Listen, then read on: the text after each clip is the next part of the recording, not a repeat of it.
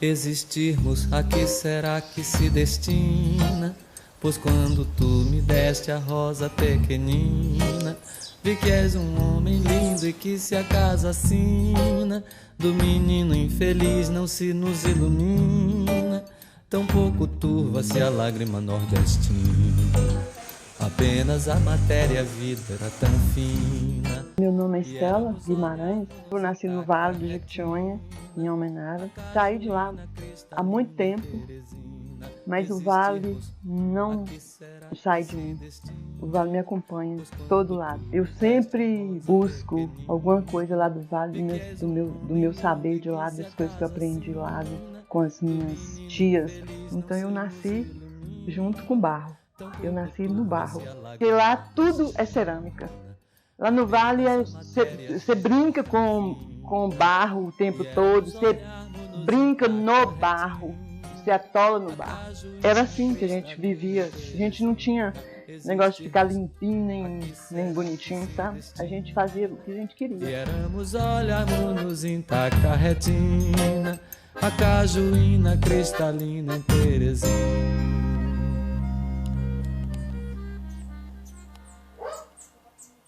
Minhas tias bordavam muito a máquina e bordavam muito bem.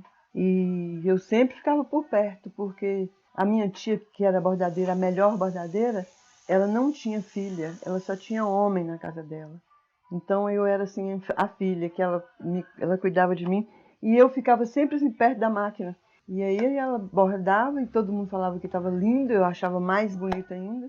E aquele barulho da máquina me minava, sabe? Porque era uma coisa assim que eu não sei se era a alegria dela de fazer tanta coisa, passava pra gente, eu acho. Por ser de lá, do sertão, lá do cerrado, lá do interior do mato. Fiz segundo grau lá em Almenara. Não tinha jeito para eu ficar lá. Meus pais acharam que valia a pena investir em mim um pouco. E aí me mandaram para Belo Horizonte. Eu fiz faculdade, aí eu fiz PUC, Minas. Eu fiz letras, português e inglês. E aí comecei a dar aula em cursinho de inglês. Dei aula e produzi as minhas coisas. Para eu ir para show de Milton Nascimento, de Caetano Veloso, na época da Tropicália. Eu fazia um vestido assim, numa rapidez, e fazia a bolsa e ia pro show. Chegava lá, todo mundo não ficava encabulado com a roupa, porque era muito alternativa, a roupa era muito alternativa.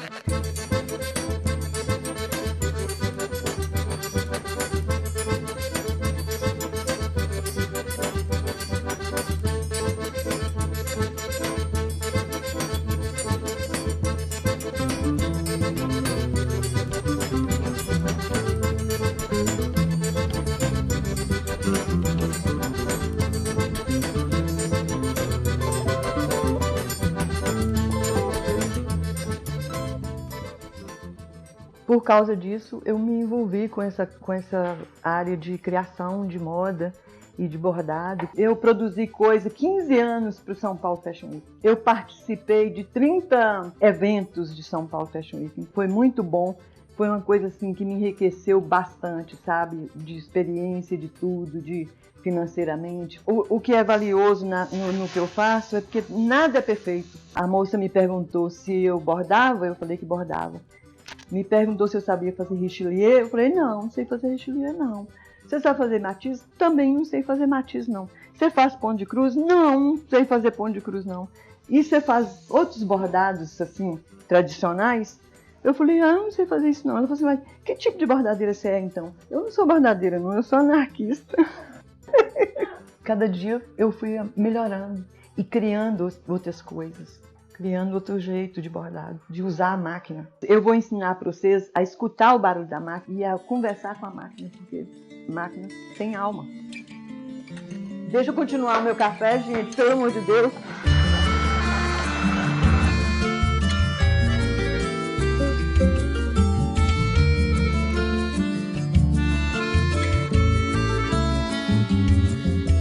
Quando eu tenho uma coleção para entregar, então aí eu não posso fazer sozinha. Eu faço o protótipo e treino as pessoas que eu quero, que eu preciso, E aí elas vêm e reproduzem para mim. Não é uma reprodução perfeita.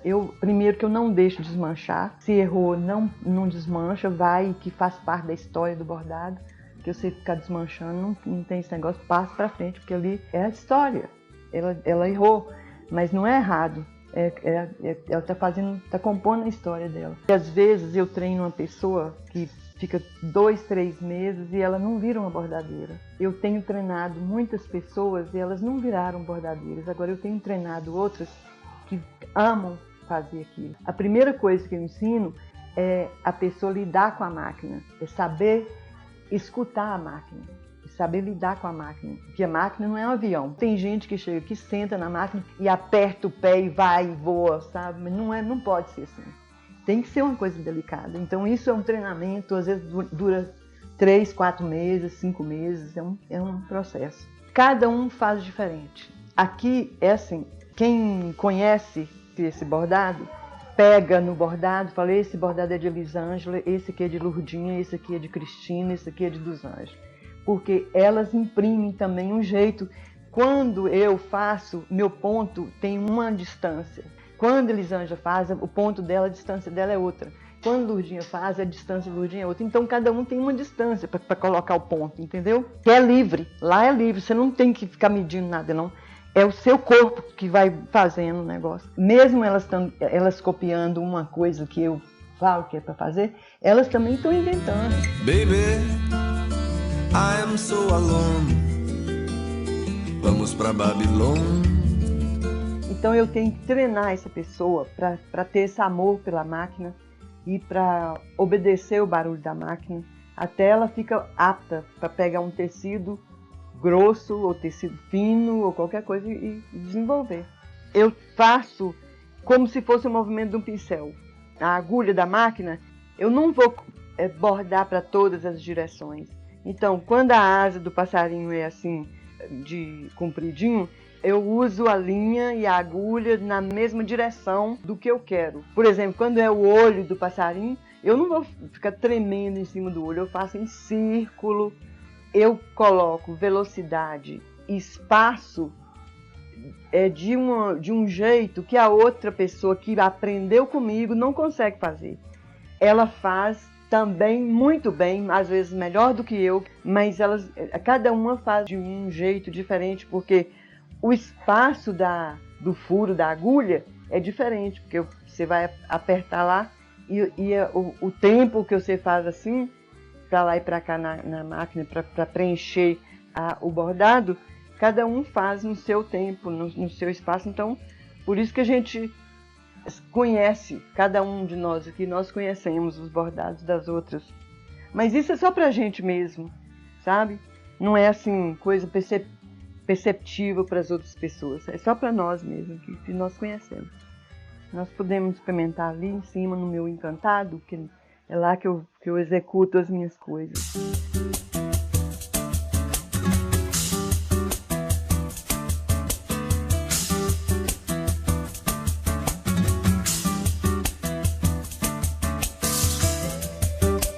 Então, antigamente, a linha que usava para bordar a máquina, para fazer os bordados maravilhosos, era essa linha, que é de carretel de madeira e a linha 100% algodão.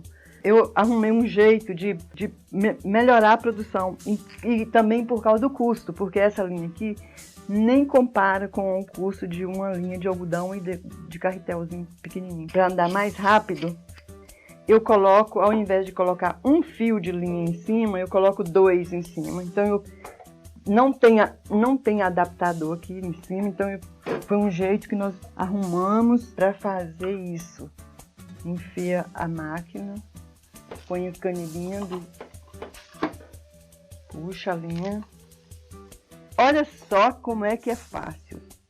Então, você vai sentar na máquina, você vai pedir uma ajuda para ela, para você fazer o que você quer. Mas assim, você não pode sentar nela e fazer Você tem que ser delicado, ó.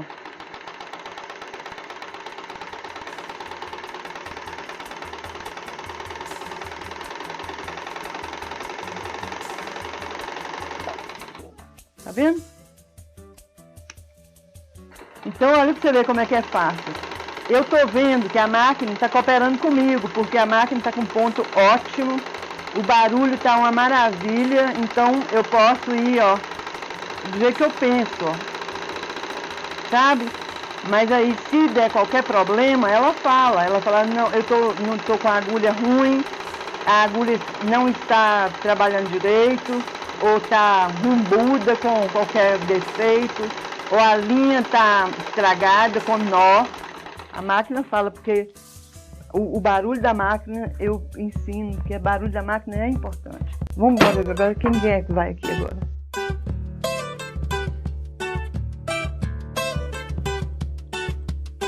Põe o pé no pedal.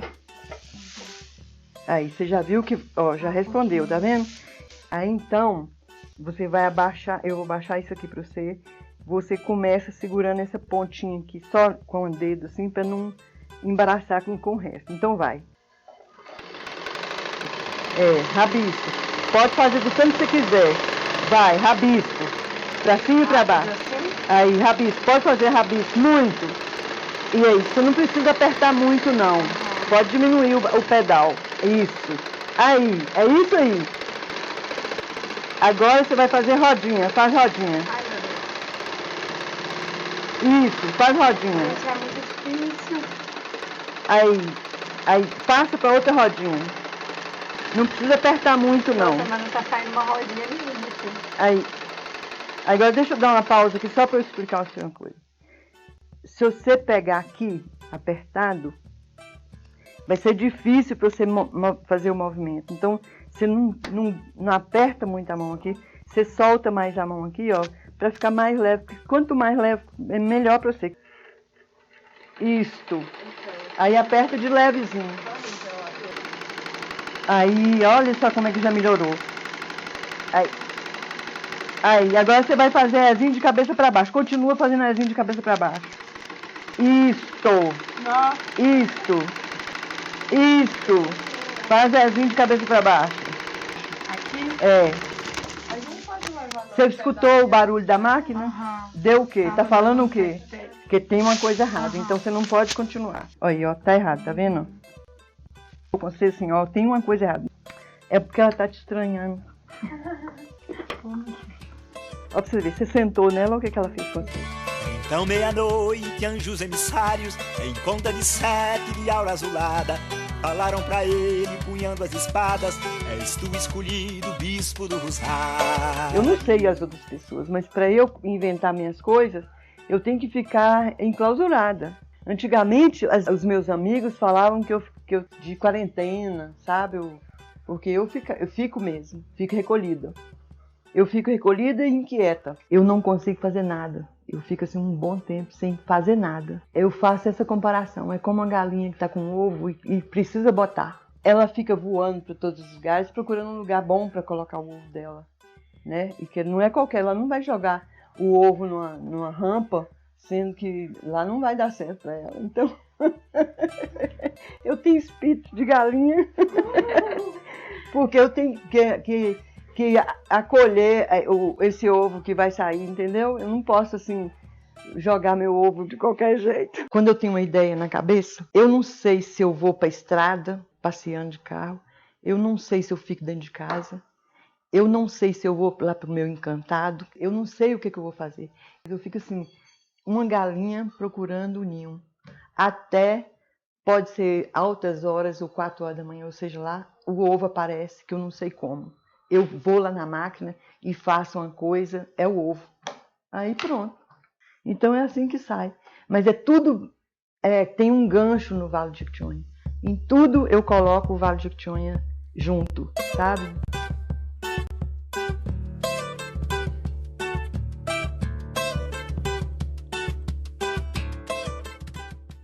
Porque enquanto eu penso que eu sei fazer alguma coisa, eu não ponho ovo. Então, quando eu esvazio tudo de tudo, que eu penso que eu vou morrer, que no outro dia eu vou amanhecer morta, aí aparece o ovo. De qualquer jeito, aparece qualquer coisa, aparece qualquer rabisco. E aí é igual um fio de linha puxando na meada. Aí sai coisa assim que eu fico assim, até surpresa. sabe? É esse que é meu processo. Não é fácil. Não vou te contar que é fácil, não, que não é fácil. Sempre que eu sinto isso, eu só sei que eu vou morrer. Eu penso que não vai vir nada. Eu tenho que ter essa certeza absoluta dentro de mim, sabe? Que enquanto eu tiver esperança de estar viva, eu não faço coisa boa, não. Por isso que é uma coisa triste. Mas sempre dá certo, assim. Até hoje não morri, não.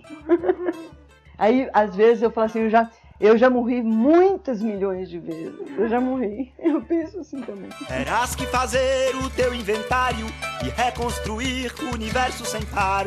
Pra diante de Deus tu te apresentar, vestido em teu manto vermelho centelha. Entrou no hospício da Praia Vermelha, cantando galope na beira do mar.